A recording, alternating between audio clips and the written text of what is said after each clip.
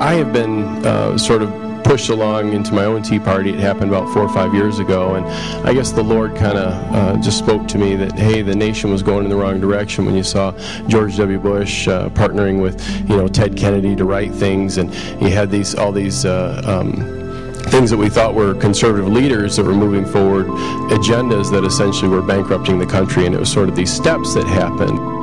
Candidates in the Republican Party, they would get to Lansing or to Washington, and when they got there, all of a sudden they were voting for things that we would not have asked them to vote for. So they know all the right words, but in reality what was happening is that they get there and obviously something happened either before they were there that we didn't see, or something happened after they got there that caused them to change their minds about the positions they held.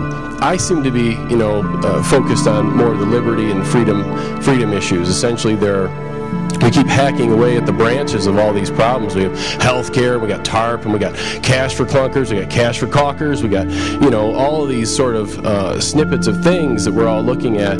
But in reality, the whole problem is much deeper. It's down, of course, the trunk of it and into the roots. We're at war with the greatest enemy that we've ever faced. We are. The enemy is not from out. It's not the Nazis. It's not the jihadists, which we might, be focused on because of all this stuff that's currently happening. It's really not that. The enemy is actually inside of our country.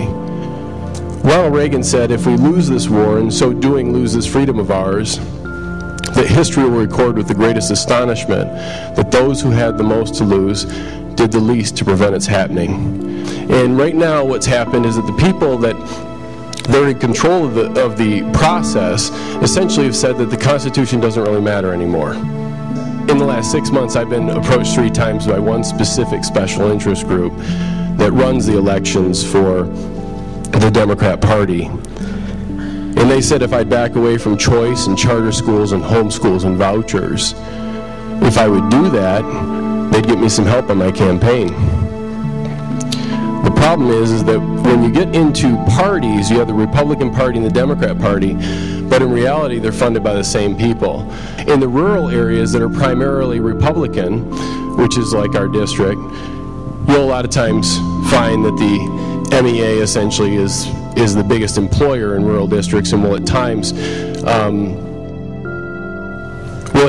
endorse or they'll recommend a candidate in the Republican Party. And what happens is essentially that I get approached 3 times in 6 months if I'm willing to accept that and back away from school choice, charter schools, vouchers, homeschooling, and just be quiet on it. I'll get all kinds of assistance. Okay, they'll give people or they'll give resources. I haven't, because I really believe that that's the root of the problem. I believe that absolutely is the root. You'll have more people thinking that they need to get into your pocket for you to pay for everything that they have as long as it's being taught in school.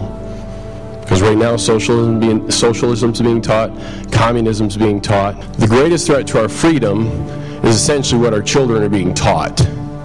Don't think for a minute that it is not actually a plan to wipe away from the consciousness of the children.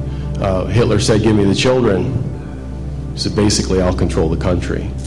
So the idea is that if you can have control of the youngest minds in just a generation, your way of thinking will be their way of thinking. What you have from one generation to the next is being taught in the schools, it's being taught in the homes, and most kids don't know what the Constitution is and have never read it. And the only view they have of the Founding Fathers is one of some white guys who essentially set up this system to benefit themselves while extracting all resources that are possible from the middle and lower classes to enrich themselves. That's being taught. 3/4 of the references in our textbooks, 3/4 of the references in our textbooks show the United States in a negative light. And that's not by chance. So people come out and they think socialism is okay when they come out of school. They have no idea that the free market has brought more prosperity to more people around the world than any other economic design. They have no idea, because essentially it's never been taught. People don't know it anymore. Just to answer your question, anything that we can do to eliminate the business tax that we have, and even the income tax, obviously we have to figure out how much government can we afford.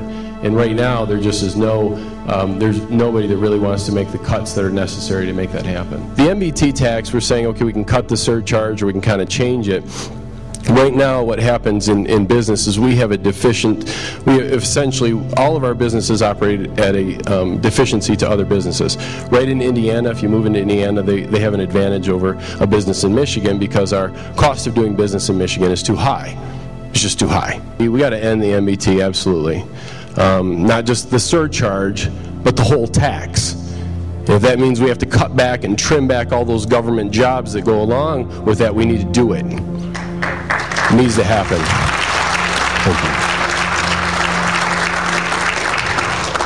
My hope and desire is that we would have a party that actually is for liberty and freedom, not just for selling liberty and freedom to those people who are willing to buy it. What we really need is a change in the party. It needs to acknowledge the fact that there are absolutely problems within the party in the way that it's funded. And we need to really put forward people who have no connections to these special interests that are absolutely against changing the system. Thank you very much.